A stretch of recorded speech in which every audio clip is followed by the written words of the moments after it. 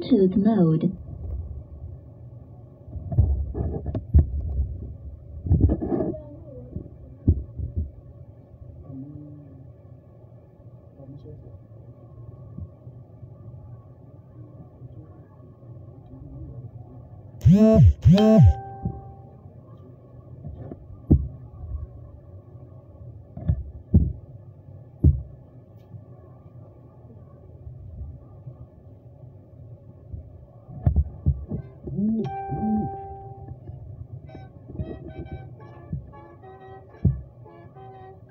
Paired.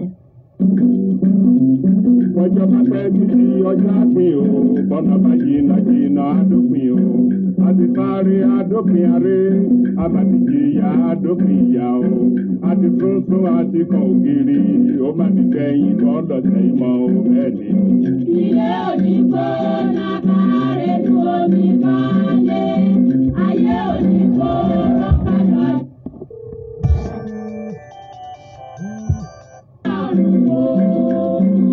Láyé náà la ó wà, ìta ó fi ṣẹ́gun lójú àwọn ọlọ́tẹ̀.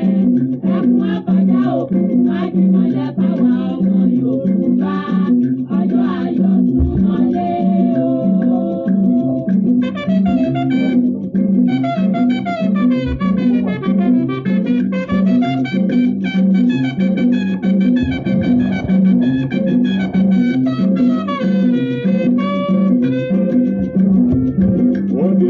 Láyé pọ̀npá, ó mà ní láyé pọ̀npá.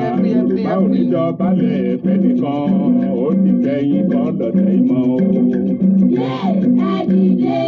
Ẹ̀dìdé bí ológun, ẹ bá jàgbá sílẹ̀ o, ẹ rántí àtọmọdọ́mọ. Kò ní sùn wá, kò ní rẹ̀ wá, tá ò fi ṣẹ́gun.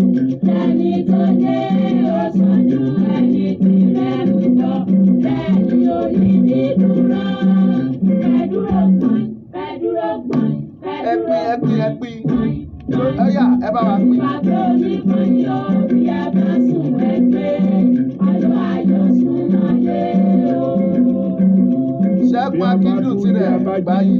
Àwọn mẹ́ni rí fẹ́ràn ẹni bá ṣàìsàn kò ní yóò lè mọyì àlàáfíà.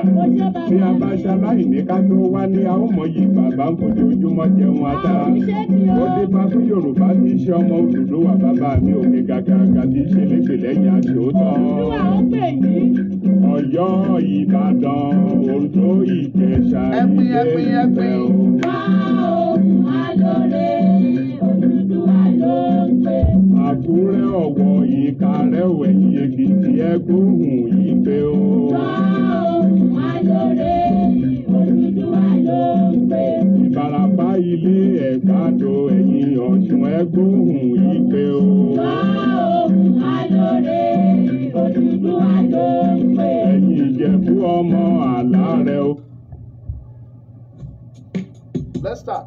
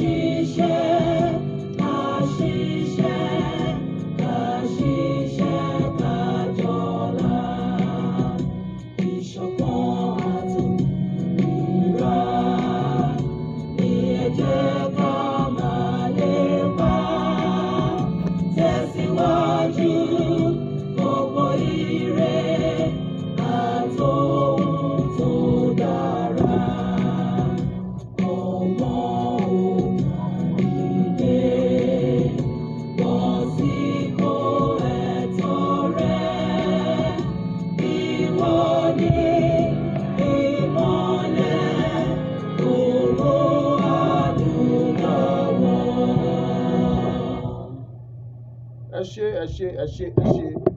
mo dúpẹ́ lọ́wọ́ gbogbo ẹ̀yin ọmọ Yorùbá tí ẹ̀ ń wò wá lọ́wọ́lọ́wọ́. Mo dúpẹ́ lọ́wọ́ ọmọdé, mo dúpẹ́ lọ́wọ́ àgbà, mo dúpẹ́ lọ́wọ́ ọkùnrin, mo dúpẹ́ lọ́wọ́ obìnrin.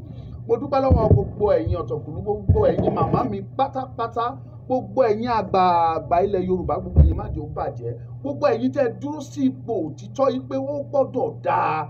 Mo kí gbogbo yín, mo dúpẹ́. Ọlátúndé John Albert, mo dúpẹ́ lọ́wọ́ yín. Sọ́líù Adérọ̀gbà, Àjàyí Stephen, Ṣẹ́gun Akíndùtirẹ̀, Láí Igún, Ṣẹ́gun Akíndùtirẹ̀, ok, mo ti dárúkọ yín lẹ́ẹ̀kan. Yẹ́tí Queen, màmá mi pàtàkì, kò ní bàjẹ́ fún yín o. Kàfáyà Ọmọṣaléwá Ọláwọyìn, mo mà kí yín. Ezekiel Jeremiah, Joshua Akínrìndé, Bùsáyọ̀ Tìámíyù, Seyema, àwọn tèmi pàtàkì. Diana Agunbíadé àti Jamiu Ajélẹ̀yẹ, Adébáyọ̀ Pọ́nlé, Bizmure, Rasaki Adébánjí, Sheikh Imam Naza, gbogbo yín mà ni mo kí o, yín lólódì ẹnì kankan. Olúṣẹ́gun Tóyà, mo kí gbogbo yín, àti Ọlátúndé John Albert, mo kí yín o, àti ẹ̀yin tí ẹ ṣẹ̀ṣẹ̀ ń darapọ̀ mọ́ wa. Ọmọlúkà lórúkọ mi lẹ́ẹ̀kan sí, ẹ káàbọ̀ sórí ètò. Tí ẹ bá wo topic tí mo mú jáde, ẹ rí nǹkan tí mo kọ. Ẹ jẹ́ kí wá sọ òtítọ́ kan fún wa lénìí. Ẹ bá wa pín ètò yìí torí wípé ẹ̀yin ọmọ Yorùbá, àwa ọmọ Yorùbá, àwa gangan ni ọ̀tá ara wa. Mo dẹ̀ fẹ́ kẹ́ ẹ di kinní kan mú. Ọlọ́run ò ní jẹ́ kí ṣìṣe kó bá wa. Ọ̀pọ̀lọpọ̀ wà tó jẹ́ pé ntáyé ń fẹ́ fún òun ni pé kó ṣáà máa ṣìṣe. Ṣùgbọ́n ẹni tó bá ní ìkíyèsára á mọ̀ yìí pé ẹni tí ṣìṣe bá ti bá, ibi tó ti ń gbìyànjú àti kọ̀rẹ́ẹ̀tì àṣìṣe tàkọ́kọ́, ó tún máa ṣe àṣìṣe míì ni. Ìdí yẹn ni oníkálukú ó fi gbọ́dọ̀ kíyèsára ní ipòkípò, ní àyèkáyè tó bá wà. O gbọ́dọ̀ rìnrìn àjò ẹ pẹ̀lú ìkíyèsára tó dáa. Tó o bá kíyèsára, tó o rìnrìn àjò ẹ pẹ̀lú ìkíyèsára tó dáa, wàá ṣìṣe lójú aráyé, wàá dẹ̀ ṣubú. Láti ìgbà tí ọ̀rọ̀ yìí ti délẹ̀ láàrin ọ̀rọ̀ Ìbà Gani Adams àti olóyè Sunday Igboho tó ti délẹ̀, ẹ rí i pé Ọmọlúkà ò sọ̀rọ̀ nípa ẹ̀. Mo dẹ̀ mí ní pé mi ò ní sọ̀rọ̀ nípa ẹ̀. Ìdí ni wípé ààrẹ Gani Adams tó ń bá sọ pé èèyàn ju èèyàn lọ, gbogbo ọ̀nà làárẹ̀ fi jù mí lọ. Ó lówó jù mí lọ, ó fọjọ́ orí jù mí lọ, ìwé kíkà ó fi jù mí lọ, ipò ó fi jù mí lọ, gbogbo nǹkan ló fi jù mí lọ láwùjọ. Pọ́ìntì àkọ́kọ́. Pọ́ìntì kejì, Chief Sunday Adéyẹmọ Ìgbòho, gbogbo nǹkan téèyàn fi ń jùyàn lọ ló fi jù mí lọ. Ó jù mí lọ lọ́jọ́ orí, ó fọjọ́ orí ó fi jù mí lọ, ó fi ipò ó fi jù mí lọ, ó fi owó níní ó fi jù mí lọ, ó fi èèyàn mímọ̀ ó fi jù mí lọ ní gbogbo ọ̀nà. Jẹ́ wá rí Ààrẹ Ọ̀nà Kakanfò tá à ń sọ nípa ẹ̀ àti olóyè Chief Sunday Igboho, erin méjì làwọn méjèèjì. Ibi tán bá ti jà, oríko tó bá wà bẹ́ẹ̀ ló máa farafa. Ìwọ tó bá ń blame Ọmọlúkà yìí pé mi ò sọ̀rọ̀ sáàrẹ, tàbí mi ò bú ààrẹ, tàbí mi ò ṣe tibí, tàbí mi ò ṣe tọ̀hún, you are just disturbing yourself. Ṣé ìyẹn ló fẹ́ solve matter? Nǹkan tá là ń lé ni, ìyẹn ló fẹ́ mú Odùduwà Republic wá. Tí n bá sọ pé ààrẹ ayé ẹ̀ bàjẹ́ o, kò dáa bó ṣe ṣe yìí o, èèyàn burúkú ni ẹ ò ti kú tán o, ìyẹn ló fẹ́ fún wa l'Oòduà Republic. Àbí kí n fèsì Sunday Igboho kí sọ pé ti ẹ̀ gan pọ̀ jù, bẹ́ẹ̀ ó ṣe máa bú ààrẹ, ó ṣe máa ṣe báyìí, ìyẹn ló fẹ́ mú Oòduà Republic wá. Èmi ti sọ pé kò mí ní jẹ́ kí anything distract attention tèmi. So ẹ má gbìyànjú láti sọ pé dandan I must talk. I decided not to talk about it. Àwọn méjèèjì ó lè dọ̀la kán pàdé lẹ́sẹ̀ kò gbèjì, wọ́n á parí ìjà. Mi ò ní lè wọ ibi tán bá ti ń fi ṣíbí ń jẹun. Ààyè Ọmọlúkà ò ní lè wọ bẹ̀. Ìtaná máa tì mí mọ́ ní gate. And you expect me to come and talk? Àwọn bàbá mi àti ìyá tó bí mi tó dẹ̀ kọ́ mi, wọn ò kọ́ mi bẹ́ẹ̀. My position is to advise ọ̀tún àtòsì. Ẹ̀yin tẹ́ ẹ wo fídíò mi ní ọ̀dọ̀ Dára lánàá, tí ìbá ṣe pé Dára sọ̀rọ̀ lọ́bẹ̀, àwọn ṣe thumb about it. Ní tí mo dẹ̀ sọ, àwọn kan ń pè mí, wọ́n ní kí ló dé tí mo fi sọ bẹ́ẹ̀, wọ́n ní mi ò sọ̀rọ̀ dáadáa bó ṣe yẹ kí n bú ààrẹ, wọ́n ní mi ò bú. Ọmọlúkà o.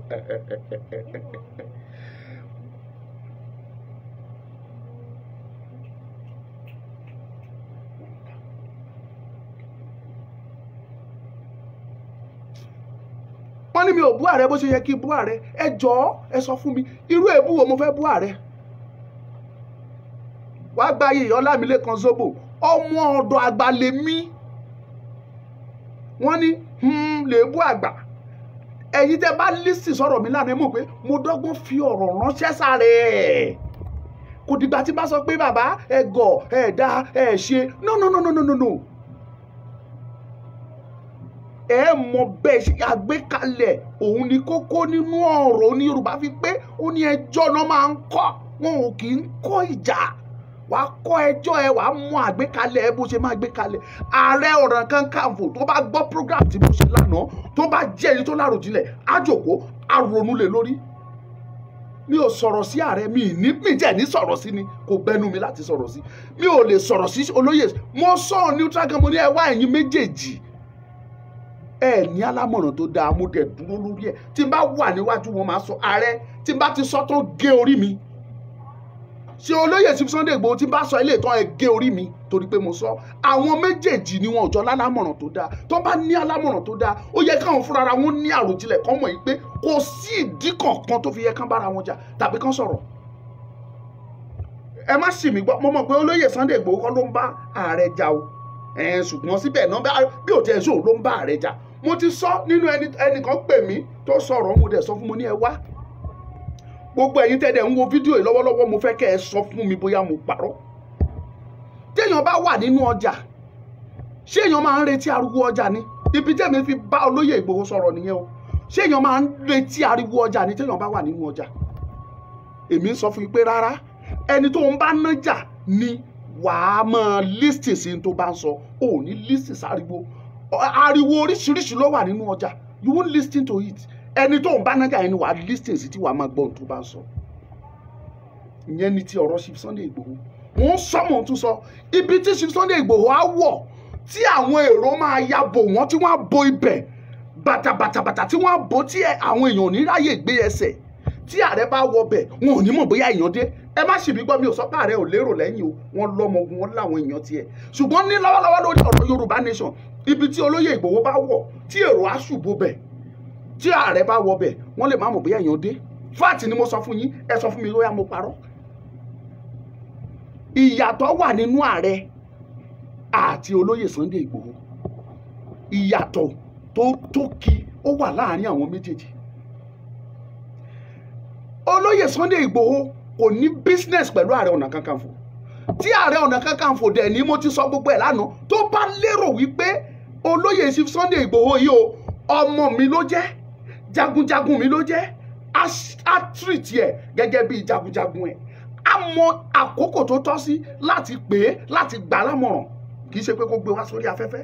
Mo ti sọ gbogbo ẹ̀ lánàá ṣùgbọ́n kì í ṣẹ́nu mi ni mo fẹ́ fi sọ pé ààrẹ èèyàn burúkú ni yín kò tọ́ sí mi. Bàbá ló jẹ́ fáwa Chief Sunday Igboho bàbá ló jẹ́ sẹ́mi mo ti sọ tèmi mo ti sọ fún Chief. Ìdí ni wípé àwa tí ìyà ń jẹ ni Chief Sunday Igboho ló ń jà fún. Àwa la dẹ̀ bá nájà àwa la jọ nájà papọ̀. Àwa ló yẹ kó wò.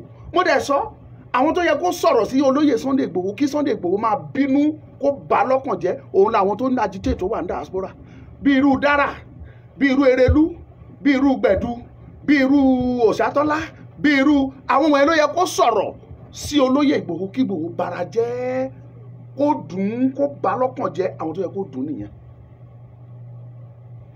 Ìwọ lè máa rìn kí olóyè kí ààrẹ kó dá ẹ lọ́nà kó ní kó má rìn ni.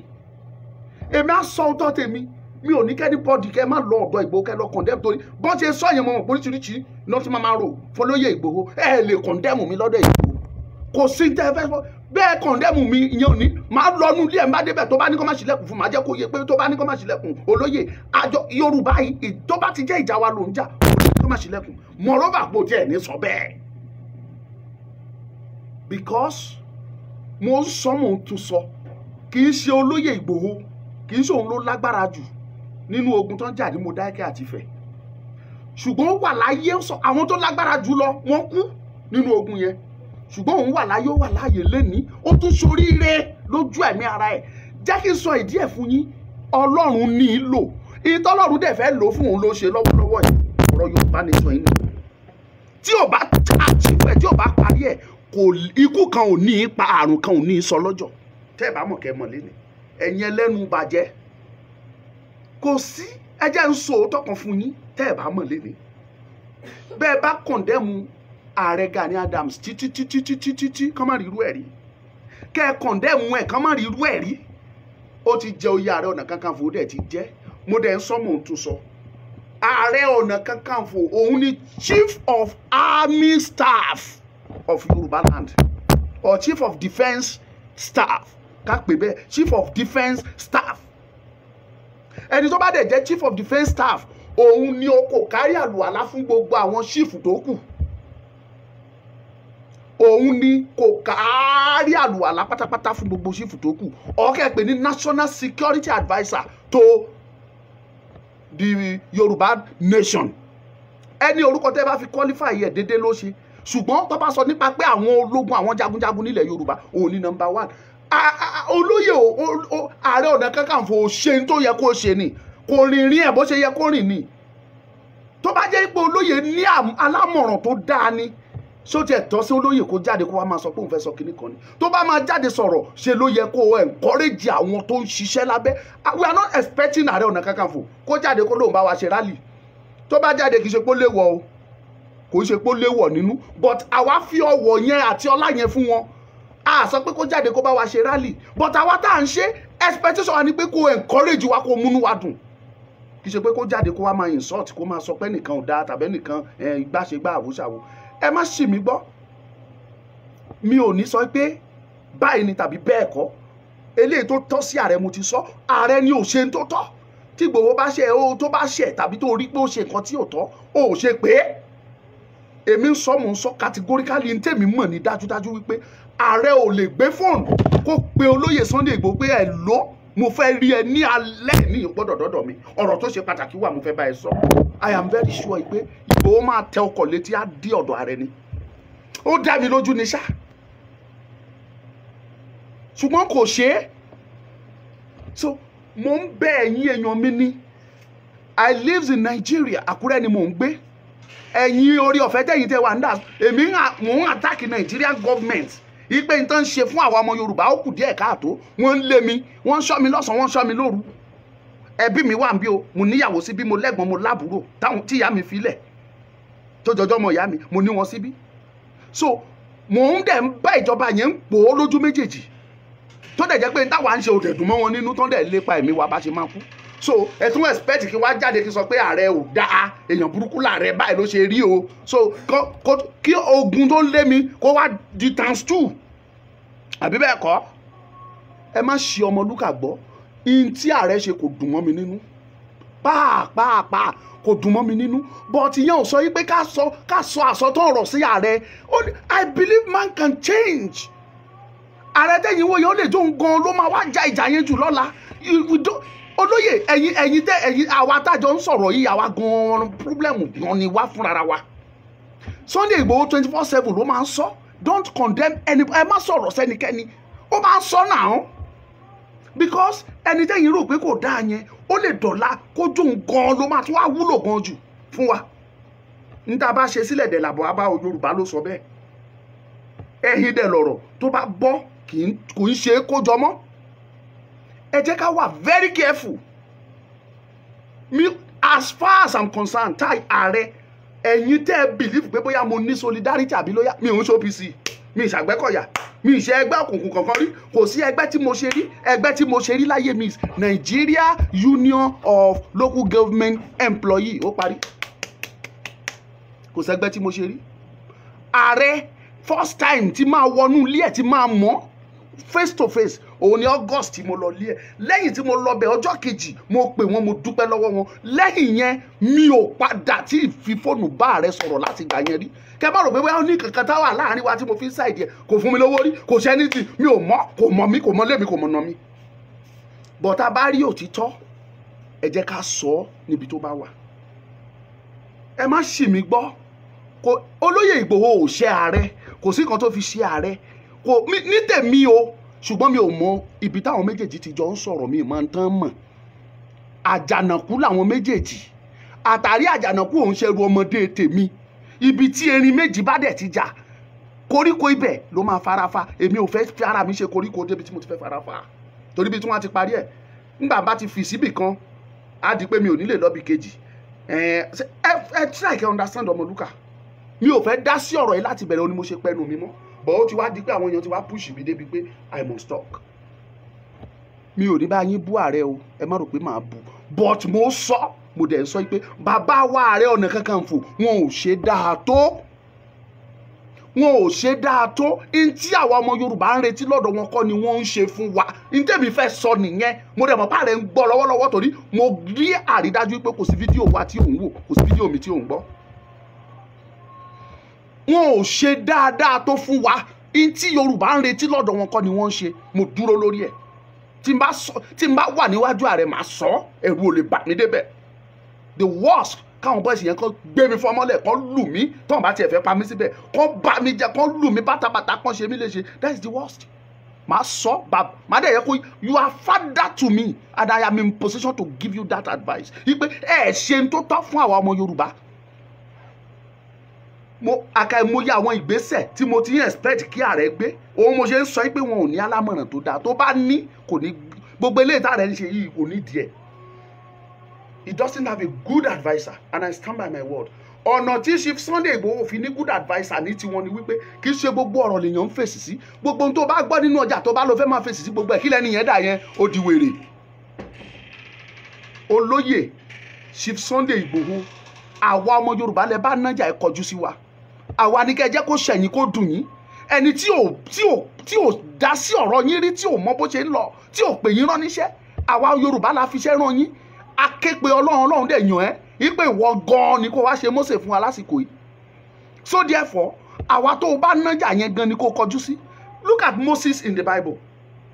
Mósè kọjú sáwọn ọmọ Ísírẹ́lì, àwọn ọmọ Ísírẹ́lì ló bá lọ́jà papọ̀ ó dẹ̀ kọjú sí wọn. Àwọn ọmọ Ísírẹ́lì wá ṣe nǹkan tó dùn ó ṣe báwọn àwọn ọmọ Egypt ṣe ń tó dùn Mósè kí ló fi ṣe wọn kò sí ní tó kàn pẹ̀lú wọn kò lẹ́jọ́ bá wọn ó fìtẹ́ Ọlọ́run ìwọ ni kò jà torí ìwọ ló rán mi sí wọn. But àwọn ọmọ Ísírẹ́lì wọ́n ṣe nǹkan tó dùn Mósè. Bíbélì sọ pé ó gbé wàhálà tí Ọlọ́run kọ òfin sí fún ó fọ́ mọ́lẹ̀ pẹ̀lú ìbínú. Ìyẹn ni pé àwọn ọmọ Ísírẹ́lì ló ṣe nǹkan tó dùn òun ló jẹ́ kó react bẹ́ẹ̀. Jẹ́ ká wá ṣẹ̀ ẹ́ Olóyè Ìgbòho. Jẹ́ ká wá táwa Nàìjíríà àtàwọn tó wà ní diaspora tó agitate jẹ́ ká ṣẹ̀ ẹ́ kó tó sọ pé ọ̀rọ̀ dùn ẹ́. Anybody ní Nigeria ò gbọ́dọ̀ sọ anything against you and you reply that person. Don't reply. Ignore. Leave them for us. Ẹni tó bá yẹ ká mú bú dáadáa nù á bú délédélé. Ẹni tó bá yẹ ká bá sọ̀rọ̀ ní sọ̀rọ̀ àgbà á bá sọ. Ẹni tó dẹ̀ yẹ ká fún ká bùjó dáadáa á bùjó. You are making noise. So bí mo ṣe fẹ́ ṣe àlàyé tèmi nìyẹn. Bóyá mo dẹ̀ ti wá rọ́ǹgì pẹ̀lú gbogbo àlàyé tí mo ṣe sílẹ̀ yìí o. Ẹ̀yin tẹ́ ẹ fẹ́ pè ẹ pè mí kẹ́ ẹ dá sí i torí Yorùbá ní ọgbọ́n kò àbí báwo náà ṣe ń pè ọgbọ́n ò pin síbì kan. Ọgbọ́n kò pin. Èmi lè rò bẹ́ẹ̀ pé bó ṣe yẹ kó rí rèé ṣùgbọ́n kó jẹ́ wípé kò rí bẹ́ẹ̀ ṣùgbọ́n ní ojú tèmi o ní tèmi mọ̀ ní wípé to my belief man can change. Ẹ fi ààrẹ sílẹ̀ ẹ jẹ́ kó máa pa itú tó bá wù for now. Níwọ̀n ìgbà tí Yorùbá ò bá reject Sunday Igboho tí Yorùbá ò padà lẹ́yìn Sunday Igboho ẹ jẹ́ kó máa báṣẹ́ tọ́lọ́run rán lọ. Ṣé òun ló pera ẹni? Ṣé mi mo pera mi ni? Ṣé gbogbo ẹ̀yin agitators lẹ pera yín ni? Mi ò wá lè sọ àfẹ́yìn tó bá jẹ́ pé owó lẹ wá síbẹ̀ o tẹ bá business wá. Ṣùgbọ́n ẹ̀yin tí Ọlọ́run dìdì mí sí tí Ọlọ́run pè I have been saying this. Mo ti wà lórí ìran pé mo máa wà lẹ́nu iṣẹ́ tí mò ń ṣe yìí for the past 20 years ni mo ti ń lálàá ẹ̀bọ̀. Kí lọ́jọ́ orí mi? 20 good years ni mo ti ń fi lálàá bọ̀. The same àlá continuously. So bí mo ṣe dúró màá sòótọ́ tèmi màá dẹ̀ dúró. Mo ti pin nọ́mbà ẹni tó bá fẹ́ pè kó pè. Power on. Bluetooth mode.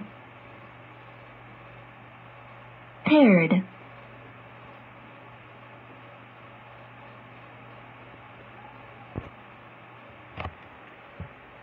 ẹ̀yin tẹ́ bá fẹ́ pè ẹ pè.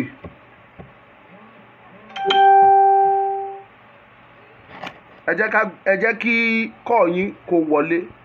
Àwa tí who is Kingfit Ayo Alex? You don't, Omoluka, I have no trust in you anymore. You don't need to trust me. Oh, need that you trust me? Rárá. Based on what? Ló fẹ́ fi trust me. Ṣé mo jọ́ lọ́run ni? Hello. Hello, ẹgbẹ́ mi sókè. Hello. Ẹgbẹ́ mi sókè. Hello, tẹ́ fi ń gbọ́ orin. Ẹgbẹ́ mi sókè. Hello. Ẹgbẹ́ mi sókè, mò ń gbádùn yín. Yeah, I'm calling from the US. Okay, sir. You have said it good, and then I like your position because you know both of them, and it will not be good for you to be sided or to rather side any of the two. You have spoken well indirectly, but to Ross, I don't know Chief Sunday Igboho from Adam. I don't know Gani Adams from Adam. Truth need to be told. Gani Adams is wrong. There is no any other circumstances that he should come to the media, to the public, and lambast Chief Sunday Igboho. If you have anything to say, call him. As the Yara from the Katan of Yoruba land, if you ask him to come, he will come. Talk to him. Chastise him. Tell him, educate him. Tell him what you need to tell him. Not to now go to the media or to the program and be talking to him as if he's a child. He's a child or your child. He's not supposed to. And this man, we need to be grateful to Koiki and this man. Koiki lives abroad. We live abroad. All my life, my kids and everything is here in abroad. And likewise, Koiki. For Koiki to live abroad and come to Nigeria, you know that he has the love of his people at hand. You really want liberation. And for Sunday Igboho, the two quads he has in abroad, the kids are doing good, he's doing good, he's rich. Nobody call him. Nobody call him before he come out, and he's doing it with passion. Instead of you to encourage him, you are saying rubbish. If you know you are not for us, stay clear. Nobody force you. This guy, nobody is paying this.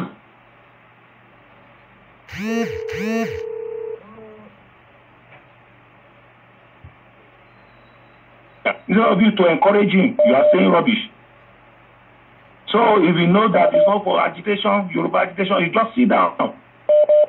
Sit down and see what God will do. So agree, you are close to two of them, you don't want to be sided. I commend you, it's good what you have done. But we don't know two of them from Adam. We need to talk to their senses. And if I am Chief Sunday Igboho, I will say more than what he said. I'm not able. There is no day this man will not reference Gani Adams. You reference him, you respect him. He will be telling people that, oh, yeah, Gani Adams is with us. Is this, is that. So to me, if Chief Gani Adams wants to join us, you join us. If he doesn't want to join us, you leave Sunday Igboho alone. The guy, nobody forced the guy, and the guy is doing it with passion, with love. Sir, I want to ask a question. No, sir, I want to ask a question. I want to ask this question: that is it Are that sent Sunday Igboho what he is doing? No, it's not Are that sent Sunday Igboho what he is doing. Sunday Igboho singularly make himself available. Okay, if that should be the case, sir, why must Oloye Sunday Igboho allow Are to distract him? Do you know what Are is doing is to distract Sunday Igboho? That is my point. What Are is doing is to distract him. He's trying to distract him. To him. He's trying to distract him. Igboho is not a boy. He's trying to distract him. He's not his boy. What I'm trying to say is that he shouldn't allow anybody to distract him. That's what I'm saying. If he didn't say that, Gani Adams will not know that what he has said is wrong. He will continue saying it. Nobody is supporting what Are said. I myself am not supporting it. Mi ò support in tí Are ń ṣe. Mo dẹ̀ ti sọ pé in tí Are ń ṣe ó kù díẹ̀ káàtó kò tọ́nà. In tí Yorùbá expect lọ́wọ́ ẹ̀kọ́ ló ń ṣe. Tí wọ́n fẹ́ ṣọ̀ṣàká kan ṣọ̀ṣàká bá fẹ́ ṣòṣòkò kan jẹ́ ká mọ̀. That's what I'm saying. He's saying he has been in the struggle for long. He did not fight for Yoruba nation. He didn't fight for Yoruba nation. He fight for party. So that's it. I'm not fight for Yoruba nation. Then that one is gone. Sir, thank you. Let another person contribute, sir. Let another person contribute. So I want you to 5 minutes. Thank you, sir. Mute eléyìí tẹ́ fi ń gbọ́ wa nísàlẹ̀ kẹ́ gbóhùn sókè. À ń gbọ́ yín. Hello. À ń gbọ́ yín o. Ẹ kú iṣẹ́ o. Thank you, sir. Olúwa máa fún yín ṣe o. Àmì o, ẹ ṣeun. I really appreciate yín gan ni. Ẹ ṣé gan, sir. In fact, gbogbo tẹ̀sán yẹn pátá lọ́wọ́ yẹn láì pẹ̀lú thinking mi. Which is bó ṣe yẹ kó rí nìyẹn, ìyẹn gbọ́dọ̀ fi sọ́nà méjèèjì, ìyẹn gbọ́dọ̀ wà ní àárín náà ni. So, and nípa ti Gani Adams or no Gani Adams, ní láti sọ anything ti Gani Adams because a position tí bàbá hold is very very delicate. Lóòótọ́ yẹ wọ́n ti jáde, mi ò mọ̀ ó yẹ kó ti jáde, ó yẹ kó ti mọ̀ fún Olóyè Sunday Igboho ní backing underground because nobody expects him to come out openly láti mọ̀ because position tó wà tó bá lè jáde now definitely bóyá ìmọ̀ tí mo ṣe ní ìmọ̀ tí fẹ́ kọ́ lé báyìí bóyá àbá pè ní pé ogun nìyẹn so kò lè jáde but mo expect wọn kan fún wọn ní parking pẹ̀lú àwọn wẹ́rẹ́ tó bá ti fẹ́ ní any rally kó wọ́n pe àwọn ọmọ tó bá wà ní state yẹn lágbájá o ká bá ìfẹ́ ṣẹlẹ̀ o tó sàdé tí n sáàrí wọn kí wọ́n ṣe tó fi dàgbà mi pé bẹ́ẹ̀ àbí wọ́n wà in support of Odùduwà stop nìyẹn but for Olóyè Sunday Igboho náà lóòótọ́ wọ́n gbọ́dọ̀ wà very careful in responding to many issues. Kì í ṣe nǹkan gbọ́dọ̀ mọ sọ̀rọ̀ sí because ó ti wà ní position àgbà as it is now. Okay, thank you, sir. So gbọ́dọ̀ mọ ẹjọ́ mo fẹ́ ẹjọ́ ẹ ṣe gan ká lè fún another person láyè ẹjọ́. Ó ti dá sa ẹ jẹ́ ká fẹ́ lò mí láyè. Mo fẹ́ sọ kinní kan ẹnìkan sọ statement kan níbí tí èmi dẹ̀ dúró lé lórí ẹni sùúrù fún wa ẹ má tí sọ̀rọ̀. Ó ní please that is Diana Agunbíadé ẹni sùúrù ọgbọ́n àkúmọ̀ lórí ẹni sùúrù mọ́mì àmì ẹni sùúrù mọ́mì ẹni sùúrù mà ẹni sùúrù Diana Agunbíadé ó sọ̀rọ̀ kan ó ní please can every one of the agitators forget about this man called Gani Adams issue let us move forward that is what Omoluka is trying to tell you people. Bí mo ṣe keep quiet lájọ tọrọ ohun ti ṣẹlẹ̀ tí mi ò sọ anything kí Dára náà dákẹ́ bẹ́ẹ̀ kí gbogbo wa dákẹ́ ká má tiẹ̀ ríro ṣé ó fẹ́ mọ̀ ṣé it's like àwa gan la tún pọ́n Gani òun ta tún pọ́n léjú bó ṣe yẹ lọ tá a bá ignore tí gbogbo wa ò tiẹ̀ ṣe bẹ́ẹ̀ ni parí àtolóyè Ìgbòho gan tí gbogbo wa kàn ṣe bẹ́ẹ̀ ni tí àti ẹ̀gbọ́n tó sọ tẹ́nibọ́dì ò tiẹ̀ ká sí kí ló jù yẹn lọ ẹ wá nẹ́ẹ̀lì mi pé Ọmọlúkà pé kíní kan ẹ̀dí kan wá sọ idiot ọ̀rọ̀ yamayama lẹ́nu pé òun ò trust mi ṣé mo jẹ́ Ọlọ́run ni mo ní kó trust mi ni àbẹ́mi ló gbọ́ pé ó ń jó Odùduwà tó fẹ́ fi trust mi tó bá trust mi tó gba wájú lé mi máa dì pẹ̀lú ẹ mọ́mí ẹ gbóhùn sókè. Òṣè àbá ọgbọ́n akúmọ̀ lórí. Àmì mà. Òṣè ṣùgbọ́n orí dídákẹ́ Olóyè Ìgbòho dá Gani Adams lóhùn. Ẹlòmí gan dùn sí. Torí ìpàálẹ̀ kíní ìpàálẹ̀ kejì ìpàálẹ̀ kẹta kó gùn bá tó mọ̀ kọ́ ràbàràbà bá. Kọ́ bá mọ̀ dá lóhùn, á rò pé ń gbọ́ lójú ara wọn ni. Kẹ́rì rábà ti rìn mọ́ nìyẹn kán bá tó mọ̀ gan sọnù, á rò pé igi ló rìn mọ́ ni. Ṣé ọ̀dà sáàdì bẹ́ẹ̀ ni? Bíbélì ní pé ó ní má ṣe dáwèrè lóhùn kó má bàa dàbí tirẹ̀. Ó tún sọ pé dáwèrè lóhùn kó má rò pé òun gbọ́ lójú ara wọn. Ṣé ọ̀dà sáàdì bẹ́ẹ̀ yẹn? Òun ni ọ̀rọ̀ tí bàbá Olóyè Ìgbòho sọ bẹ́ẹ̀ gbogbo wa ti sọ fún ògbúdọ̀ dá lóhùn mọ́. Ẹ̀yin agitator gan kí gbogbo ayé ká máa kẹ́lẹ́ bọ̀dù má dá sí náà àtàwọn ọ̀gbìn tó tó ní social media lọ́sọ̀rọ̀ sí bàbá Ìgbòho. Ẹ jẹ́ kó máa sọ kó máa pàtàn ìtàn la rẹ̀ ń pa ẹ jẹ́ kó máa continue kó máa pàtàn. Mi ò tẹ́mi dúró lé lórí mo dúró lé lórí. Anybody máa dá sí náà iṣẹ́ owó tó gbà ló ń ṣe. Gbogbo èèyàn ló sọ pé ó ti gbogbo lọ́wọ́ Àtíkù ẹ jẹ́ kó ṣiṣẹ́ owó ẹ̀ ètò ara ẹni níbẹ̀ mọ́ ní jù ṣùgbọ́n ti fẹ́ náírà ìṣe pé ẹni kó tó bá balẹ̀ iye rẹpẹ́ dalẹ̀ Yorùbá sí alálẹ̀ ẹnu ẹ fi sílẹ̀ ẹ ní ìdí àti dá lóhùn mọ́ ṣé ti gbọ́ bẹ́ẹ̀ yẹn ẹ jẹ́ kó máa ṣe kùtù nǹkan tó bá ti wà lọ́wọ́ ẹ jẹ́ kó máa ṣe sí Yorùbá àṣà bàbá Èkìtì àìlẹ̀ Yorùbá létí àìlẹ̀ Yorùbá lójú ẹ ṣe mọ́mí mi ó gbọ́ràn ẹ̀mọ́jọ́ ṣe ní ipò mọ́ Ìgbòho ṣé ti gbọ́ bẹ́ẹ̀ nítorí nínú ọ̀rọ̀ púpọ̀ ìṣe ájáde lébẹ̀ ẹ fi sílẹ̀ ẹ ṣe mọ́mí tí gbogbo ẹ̀mọ́ ajítétọ̀ fẹ́ tó rá pátápátá àti ìgbà ìgbòsíbi amẹ́ta àti ìfipẹ́ àti ìdábọ̀tọ̀ àti ìgbèdíkè kẹ́lẹ́bọ̀dì ní kí má dá sí mọ́. tó bá sọ̀rọ̀ lẹ́ni ẹ̀bọ́n sórí afẹ́fẹ́ tó ti sọ̀rọ̀ lé lórí. ẹ gbọ́dọ̀ dá ló mọ́. ẹ pọ́n lẹ́ni mi ò ta àbùkù bàbá ṣùgbọ́n mo dúró lórí òtítọ́ tèmi pé tí wọ́n ṣe wọn ò ṣe ìdùnnú tí Yorùbá ń fẹ́ èmi dẹ̀ kọ́ mo fẹ́ ṣèdájọ́ bẹ̀ so ẹ gbóhùn sókè. ẹ pé ọmọ Lúkà. ẹ ṣeun sà. ọ̀pọ̀ ṣe ń gbọ́ mi. à ń gbọ́ yín o. Ọlọ́run jẹ́ kó dáa fún yín. àmín. àìní máa padà ṣubú láyé. àmín o ẹ ṣé gan. yọrí sí rere ni pẹ̀lú ògo Ọlọ́run. pẹ̀lú ìdẹ́jẹ́ sọ lálẹ́ yìí wàhálà inú mi dùn bàjẹ́. ọmọ Ṣakí lèmi ọmọ ẹgbẹ́ Ìgbòho lèmi bọ̀mọ wà ní rò ṣọ́ra sàn. ẹ ṣeun. gbogbo bí fẹ́ǹtì bó ṣe ń lọ everywhere tó ń ṣe gbogbo ẹ̀ pé kí n láti ilẹ̀ náà ló ti máa ń fún ibà lọ́wọ́ everywhere tó bá fẹ́ gé sí bàbá yẹn ni ẹ fi bàbá lẹ̀ ẹ fi bàbá lẹ̀ lé kí bàbá ó wà lè kó bàbá ń ra lọ́wọ́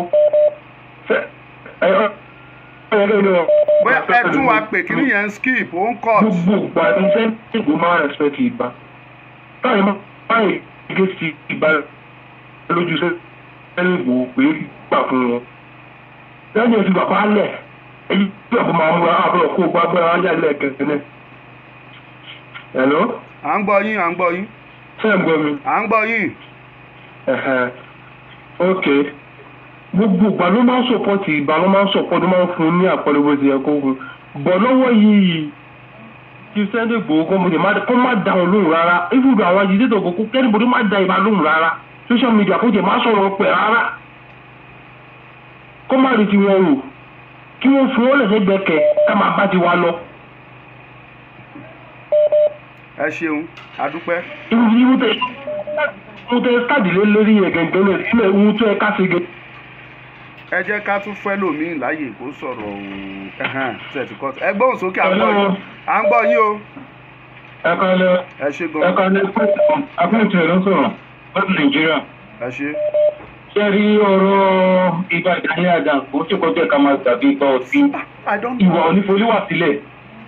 ẹ̀rí bọ́ọ̀ bá ti rí òun ni ká ṣe sọ ẹ má jà fọwọ́ dá ọ̀rọ̀ bò mọ́lẹ̀ ìwà òní ẹ̀bà fún níwà sílẹ̀.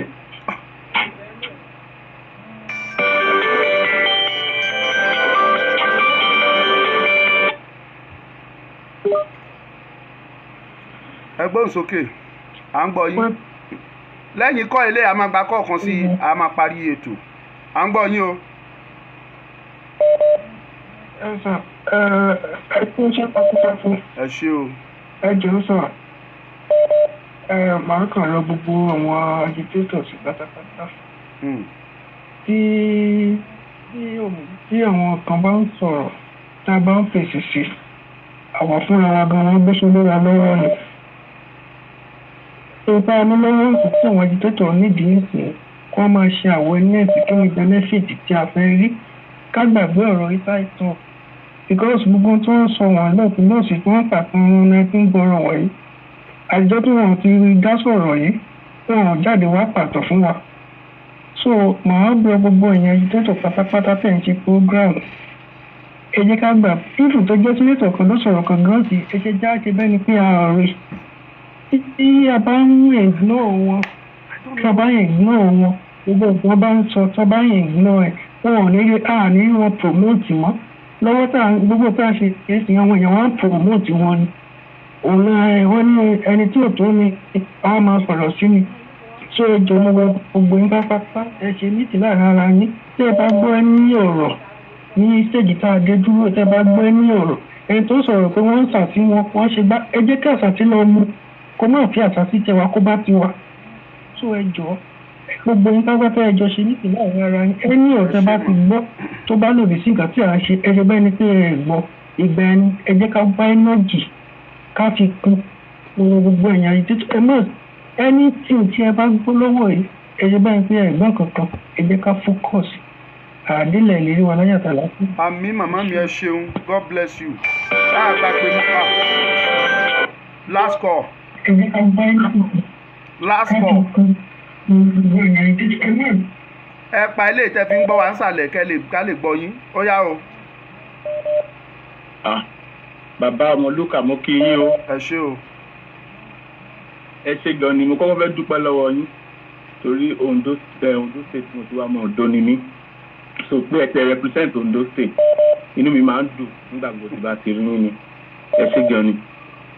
nípa ti ọ̀rọ̀ tó wà ńlẹ̀ ó dàbẹ̀ ní kí bàbá wa Ìbà Gani Adams ó wá ń ta ara ẹ̀ ni ó wá market ara ẹ̀ bí mo ṣe rí sí just to tell the opposition that is available or kó jẹ́ wípé ó wá báwo ṣe fẹ́ sọ ó ti gbowó ó ti gba nǹkan kó jẹ́ pé ó wá ń confess or kan sọ pé okay go out and say that you are for us that you are not for Sunday Igboho. so gbé nǹkan tí mo máa sọ nìyẹn mo dẹ̀ tún fẹ́ dúpẹ́ lọ́wọ́ bàbá wa Sunday Igboho náà àti Mr. Ọláyọmí Kóìkí àti gbogbo agitators Ọlọ́run máa wà pẹ̀lú yín o ẹ ṣé gan ni. ẹ ṣeun ṣe rí nígbà kálukú sàfẹ́ dá sọ̀rọ̀ lórí ó dáa o last caller.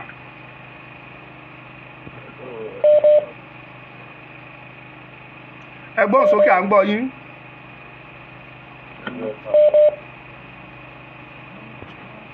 ẹgbọ́n sókè.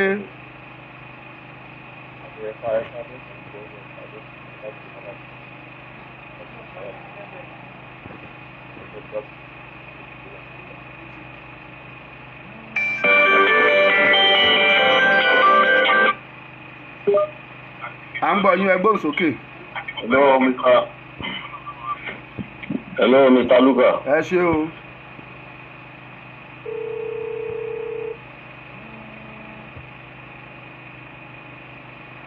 kí ló ń ṣe nẹ́tíwọ̀kì báyìí wọ́n jẹ́ ẹgbẹ́ òsókè à ń gbọ́ yín. à ń gbọ́ yín. Hello, Mr. Luka ẹ̀ka lẹ́wọ̀. ẹ ṣé gan ẹgbẹ́ òsókè. ẹ kú iṣẹ́ takuntakun o ẹ kú iṣẹ́ o òdùdó agbóra kò ní gbọ́dálẹ̀. sẹ́rí nítorí tàfẹ́ sọ́mẹ̀ ni pé ìjà àwọn méjèèjì kò ní ìdíkà wulẹ̀ mọ́ sọ torí ta bá ń sọ ẹ wo program tẹ̀ sí lálẹ́ yìí nísìn ó yẹ ká tún wá way forward move forward ta bá ń sọ̀rọ̀ wọn sìn wọ́n máa distract sókò.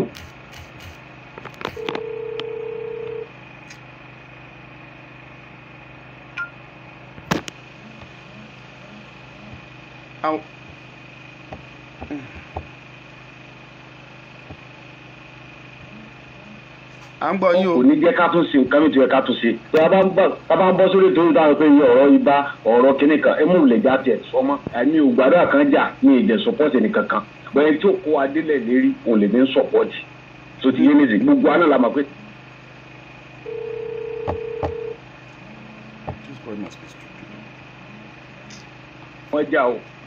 wọ́n já wọn ṣe kìnnì kan ẹ má wulẹ̀ já wulẹ̀ sọmọ kò jù bẹ́ẹ̀ lọ tó ìfẹ́ sọ nìyẹn. ẹ ṣeun. àgbékọ̀ mọ́ táìmù ti lọ ó yẹ gbóhùn sókè ká ṣe ní kánmọ́kánmọ́. ẹ ṣeun o. hello ẹ gbóhùn sókè à ń gbọ́ yín. ẹ kalẹ̀ Ọmọlúkà. ẹ ṣé o. Ọlọ́run wà pẹ̀lú yín o ẹ ní ṣe lásán. àmín àmín. ṣé nǹkan tó fa ọ̀rọ̀ ẹ̀ tèmi rí sí ni wípé notice ẹ mọ iye ara yín Ondo State Rally Àkúrẹ́ tán ṣe yẹ olùdágbò wà láìlẹ̀ àwọn pípù ti rí wípé ó dà wípé kì í ṣọwọ́ kékeré náà fẹ́ fi mú kinní yìí o so ẹ rí i pé the following day tí wọ́n ṣe Ondo rally yẹn ó ní àwọn gómìnà lọ ṣe meeting jọ Sunday ẹ bá notice. Yes, now of course. The same ọ̀sẹ̀ yìí náà ó ní Gani Adams sọ̀rọ̀ so ẹ má jẹ́ kí kinní yẹn jẹ́ kinní kankan ẹ máa ṣiṣẹ́ yín lọ tí Èkìtì lé agbára Ọlọ́run àdúrà tí mò ń gbà ní pé kó tún ju tòǹdó lọ. Hello. à ń gbọ́ yín. ẹ sọ̀rọ̀ kan lọ́dọ̀ Dara Mama Dara ẹ sọ̀rọ̀ kan lọ́dọ̀ Mama Dara ẹ ní àwa là ń jẹ ìyà ò jẹ wá tòótọ́ ni ọmọ oríṣiríṣi pọ́ìntì yẹn àwa là ń jẹ ìyà ń tòótọ́ kẹ́rẹ́ àwọn gómìnà tó lọ ṣe mítìn yẹn tó sọ wípé kinní kan because àwọn ò jẹ ìyà àwa tá à ń jẹ ìyà àwa la mọ nǹkan tó ń ṣe wá bára wa ṣe rí àmọ́ nǹkan tá à ń fínra tá à ń bá fínra so ní ìmọ̀ bí Ọlọ́run máa ràn yín lọ́wọ́ gbogbo ọpọlọ tẹ́ fi máa ń sọ̀rọ̀ yẹn Ọlọ́run máa wà pẹ̀lú yín. ẹ ṣé God bless. tó ti yẹ yín Ọlọ́run máa wà pẹ̀lú yín mo ní point mo di point yín mú pé àwa là ń jẹ ìyà ń tòótọ́ ìyà ò jẹ wá because ìyà yẹn ti wá sú àwọn èèyàn l'Ákúrẹ́ wọ́n ti sú àwọn èèyàn l'Ondo state àwọn èèyàn jáde ẹ̀rù bá gbogbo federal government ìgbàtẹ́rù bá wọn tán àwọn gómìnà wọ́n dìde sí meeting emergency meeting náà pè following day so Ọlọ́run máa wà pẹ̀lú yín lọ ẹ máa ṣe lọ ẹgbẹ̀gbẹ́ pa bàbá Gani Adams ẹgbẹ̀gbẹ́ pa Sunday Igboho. kábíyèsí ń tà ń ṣe ẹ ṣeun jàre daddy you have 2 minutes sir just 2 minutes ẹ gbóhùn sókè.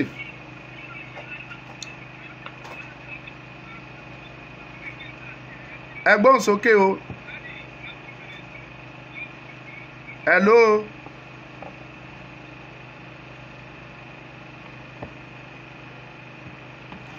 ṣé rí láti parí ọ̀rọ̀ mi mo dúpẹ́ lọ́wọ́ gbogbo ẹ̀yin tí ẹ wà pẹ̀lú mi látàárọ̀ point tí mò ń mú dání òun ni àwọn èèyàn ṣe ń sọ̀rọ̀ lé lóríṣiríṣi we must not allow anything any threat any obstacle anything whatsoever láti distract wa okay for example now àtọjọ́ tọ́rọ̀ ń ti ṣẹlẹ̀ agitator mélòó ló sì sọ̀rọ̀ lórí ọ̀rọ̀ Yorùbá nation ọ̀rọ̀ tí gbogbo wọn ń tẹnu mọ́ báyìí òun ni ọ̀rọ̀ Ìbà Gani Adams ṣé ẹ ti wà distracted àbẹ́ wà distracted rally Èkìtì wà ń bẹ́ o instead of you to continue láti pariwo awareness yẹn more and more to people ọ̀rọ̀ ibà ó cause distraction fún yín ibẹ̀ ni gbogbo yín face òun ni gbogbo yín fi ń ṣe program èmi tí mo dẹ̀ decide pé mi ò ní sọ̀rọ̀ lé lórí ẹ pàpà kí ọwọ́ sẹ́nu mi ẹni kì í ṣàṣọ now I have come out mo dẹ̀ ti sọ mind mi ẹni tó ń dún pétépété nínú program pé òun rí Ọmọlúkà pé ó ti gba bọ̀dì lọ sọ́dọ̀ Ìgbòho kó lọ sọ fún Ọmọlúkà gba bọ̀dì òun fúnra ẹ̀ ló máa yìnbọn pa ẹ́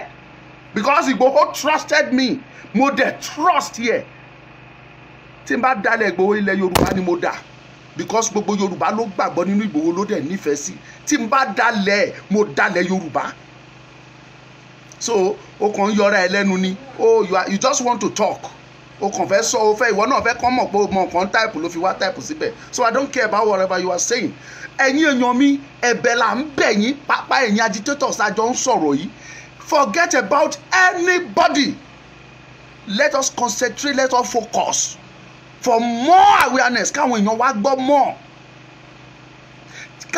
ká mọ̀ bí tí ọ̀rọ̀ ń lọ ká padà túbọ̀ máa ṣí àwọn èèyàn wa létí ibi tí a fẹ́ ti ṣe rally next ká sọ̀rọ̀ ká make sure pé àwọn èèyàn jáde ìdí by now I am expecting our people kàn ti ní schedule fún gbogbo program wọn kàn ti kọ sílẹ̀ kẹ́ ti máa kó àwọn advantages tó wà nínú orílẹ̀-èdè wa tá a bá gbà ká bẹ̀rẹ̀ sí ní sọ ẹ fi wọ̀nyẹn lẹ̀ àwọn iṣẹ́ tó máa wà tá a bá gba orílẹ̀-èdè wa Yorùbá police force Yorùbá army service Yorùbá immigration service Yorùbá custom service Yorùbá this Yorùbá that àwọn iṣẹ́ tó máa yapa sílẹ̀ mo expect kẹ́yìn ajẹ́tọ̀ ká bẹ̀rẹ̀ sí ní sọ ká ti fi ṣí àwọn ká máa fi ṣí àwọn èèyàn wa létí ẹ pa gbogbo ẹ̀ tì ẹ rí ti ọ̀rọ̀ ìbárò ṣé kì í ṣe distraction nìyẹn mo dẹ̀ sọ ẹ̀yin kan sọ pé Ọmọlúkà pé nǹkan tí mò ń sọ pé kò dáa pé mo ṣe kú I don't care but mo ti sọ ti tèmi kì í ṣe dandan kí olóyè dá Ìbà lóhùn mi ò sọ wípé Ìbà pé ohun tó ṣe dáa ṣùgbọ́n kì í ṣe dandan kí olóyè dá lóhùn distraction ló cause tó bá yẹ pé olóyè ò dá lóhùn ẹ rí pé àwọn agitators ò ní sọ̀rọ̀ lé lórí èsì tí olóyè Sunday Igboho sọ báyìí ní àwọn agitators dúró lé lórí tán fi bẹ̀rẹ̀ sí ní sọ̀rọ̀ báyìí kí ló dé cause distraction kò sẹ́ni tó sọ̀rọ̀ lórí rally Èkìtì tó kù ọjọ́ bíi mẹ́jọ yìí o, tó kù just a week now, kò sẹ́ni tó sọ̀rọ̀ lórí ẹ̀ mọ́. Ọ̀rọ̀ ìbáṣàwò òun náà sọ ṣé kìí ṣe distraction? So mi ò ní sọ jù yẹn lọ. I want to round up and I want to appreciate every one of you. Lágbára Ọlọ́run ojú òní tì wá. Èmi máa ń sọ kinní kan, Ọlọ́run kò sí ẹni tí ò lè lò. Even in the Bible, Saul, ará Damascus, Saul, ó títẹ̀ bá ka Bible Bíbélì fi yé wa pé ó jẹ́ ẹni tó hate Kristi gidi, ó kórìíra Kristi tó anẹ́sẹ̀ ń jẹ́ pé gbogbo àwọn ọmọlẹ́yìn Kristi ló ń pa. A ní kàn mú wọn, a ní kàn pa wọn, a ní kàn dúnbù wọn, a ní kàn ṣègbà kàn ṣàwo. That is Saul. But when it is time, God arrested his mind. Ọlọ́run gbà á, ó ṣiṣẹ́. As a matter of fact, iṣẹ́ tó ṣe ní Bíbélì, àwọn tó dìde bá Kristi bẹ̀rẹ̀ láti bẹ̀rẹ̀ gan wọn ò ṣe. Ìwé tó kọ nú Bible, àwọn tó jọ bẹ̀rẹ̀ gan pẹ̀lú Jésù wọn ò kọ. Ọlọ́run lè lo ẹnikẹ́ni. That is why tí mo fi máa ń wò pé wẹ́ ara tó bá wẹ ní ìjẹ́ kó máa dá. Òun ni mi ò ṣe ń jà. Bó o tì kábọ̀ mi lójú déédéé mi ló ṣe. Bó o tutọ́ sójú mi pẹ́ kẹlẹ̀bẹ̀ sí déédéé mi ló ṣe. Bó o fọ́ etí mi kó o ṣá mi ní nǹkan déédéé mi ló ṣe. The more tí bá mọ̀ pé tí mo fẹ́ gbà yìí mo fẹ́ gbà màá dẹ̀ gbà. Màá gbà. That is me for you. So therefore kò sẹ́ni tí Ọlọ́run ẹ fi bálẹ̀. Even Tinubu tẹ̀yìn rí bí èèyàn burúkú lẹ́ni, mo guarantee yín wípé tí Ọlọ́run bá fẹ́ arrest mind ẹ̀ kò tóbi ju ẹni tí Ọlọ́run mú òun kan láṣíwájú ìjà ọ̀rọ̀ Yorùbá nation yìí tẹ́ ẹ̀ dẹ̀ discover pé ẹ̀ dẹ̀ gba Yorùbá yẹn. Kò sí ẹni tí Ọlọ́run ò lè lò sẹ́ẹ̀. Wọn ò rẹ́ni tó lóun fẹ́ lọ ṣépè fáwọn ọmọ Ísírẹ́lì ní tọ́lọ́run change ẹ̀ mind ẹ̀ tó instead kó ṣépè fáwọn ọmọ Ísírẹ́lì ó lọ gbé wọn ó lọ súre fún wọn ní nígbà méje ó súre fún àwọn ọmọ Ísírẹ́lì. Ẹ jẹ́ ká sinmi ṣé ẹ ti gbọ́ mi bẹ́ẹ̀, ẹ jẹ́ ká kúrò lórí wàhálà ìbá kò ṣe bá, ẹ jẹ́ ká fèsì agitation tá à ń ṣe, ká continue awareness wa. Let us continue the awareness. Ká sọ fáwọn èèyàn àwọn àǹfààní the benefit tó wà nínú Yorùbá nation. Ẹ jẹ́ ká lọ dá research ká bẹ̀rẹ̀ iṣẹ́ lé lórí ká máa sọ káwọn èèyàn máa mọ̀. Ntèmi dúró lé lórí ntèmi nìyẹn, gbàgbé ibà kò ṣe bá. Ibà is a single person.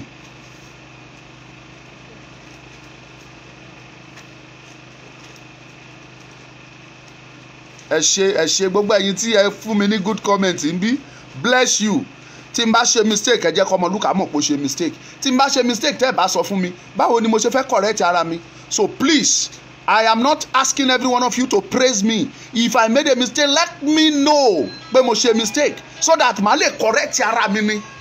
But lórí ọ̀rọ̀ tó wà nílẹ̀ yìí mo dúró lórí point tí mo dúró lé lórí. Distraction ni, it's just nothing but distraction. Kì í ṣe gbogbo nǹkan lèèyàn máa dá sí. Ẹ máa wòran kẹ fèsì ibi tẹ́ ẹ ń lọ. Mo dúró lórí point mi. God bless you all. Kò ní bàjẹ́ fún wa, ọ̀nà wa túnbọ̀ máa là. Màmá mi Focus Nigeria, bless you. Ó tọ́jọ́ mẹ́wàá. Ẹnìkan sọ̀rọ̀ ó ní rally Ondo State ló fa gbogbo eléyìí tó jẹ́ kò dẹ̀ sí èrò wá sí rally Ondo State o. Ẹ lajúlẹ̀ ẹ wá wo ti Èkìtì. Àjọ ń plan ẹ̀ ni. Èkìtì yẹn ẹ wá tún mọ̀ pé rẹ́rẹ́ máa rún lẹ́kìtì. Àjọ ṣe ni. Mi ní sọ pé tó pé mo ti ṣe tó Ondo mi wá ní dásí Èkìtì. Àjọ ṣe ni rẹ́rẹ́ máa rún. A bá ti ń parí lẹ́kìtì à ń lọ sí Ìlọrin. Ẹ gbádùn. Bless you all. Kò ní bàjẹ́ fún yín. Yorùbá máa gòkè àgbà ni. Kò síkú tó máa pa olóyè Chief Sunday Igboho. Òun kọ́ ló rán ra ẹ̀ gan níṣẹ́. Olóyè Gani Adams kọ́ ló rán níṣẹ́. Kì í ṣe Ọmọlúkà ló rán níṣẹ́. Ọlọ́run Olódùmarè ló gbéṣẹ́ rán. Ó dẹ̀ máa achieve ẹ̀ ó máa jẹ́ṣẹ́ yẹn. Bó ṣe wù bọ́n ti fìtínà Mósè tó. Bọ́n ṣe mú bínú tó. Ọlọ́run jẹ́ kó yé pé èmi ni mo rán ẹ níṣẹ́. Ó dẹ̀ dúró ti Ọlọ́run títí tó fi parí ìrìn àjò ẹ̀. So Ọlọ́run bùn ní ẹ̀bùn títí di ọ̀la. Wọ́n ní Bíbélì sọ pé kò tẹ́ ẹsẹ̀ tó mọ ibi tí burial ground ẹ̀ wà. Wọ́n kàn sọ pé ó kú ni ṣùgbọ́n wọn ò mọ ibi tán sí sí. Ẹ̀bùn ni. So Ọlọ́run ló rán olóyè Sunday Igboho níṣẹ́. Ẹ gbàgbé anybody whatever yìí bá wù kẹ́nikẹ́ni sọ. Ẹ fi ẹgbẹ́ má jẹ́ kó cause distraction fún wa. Focus on what you want to achieve. Ìyẹn lèmi máa ń ṣe ń tèmi. My target is what I want to get. Oòduà nation. That is my point and I stand by it. Finally, Olóyè Sunday Adéyẹmọ Igboho Òòṣà. I am loyal to God and I am loyal to you. Ìdí ni wípé Yorùbá ń fẹ́ yín. mo dẹ̀ ẹni tó bá dẹ̀ ti ń fẹ́ Yorùbá ẹni bá fẹ́ Yorùbá ó fẹ́ mi mo dẹ̀ fẹ́ ẹ̀ ń fẹ́ ti Yorùbá Yorùbá dẹ̀ ń fẹ́ ti yín ó di dandan kí n fẹ́ yín tí n bá dalẹ̀ yín mo dalẹ̀ Yorùbá so má da ọ̀rọ̀ anybody pé Ọmọlúkà fẹ́ dalẹ̀ irọ́ ni baba ńlá irọ́ ni I am not begging you to trust me I am not begging anybody to trust Ọmọlúkà I trust in God as ẹni tí Ọlọ́run ò pa kò sẹ́ni tó lè pa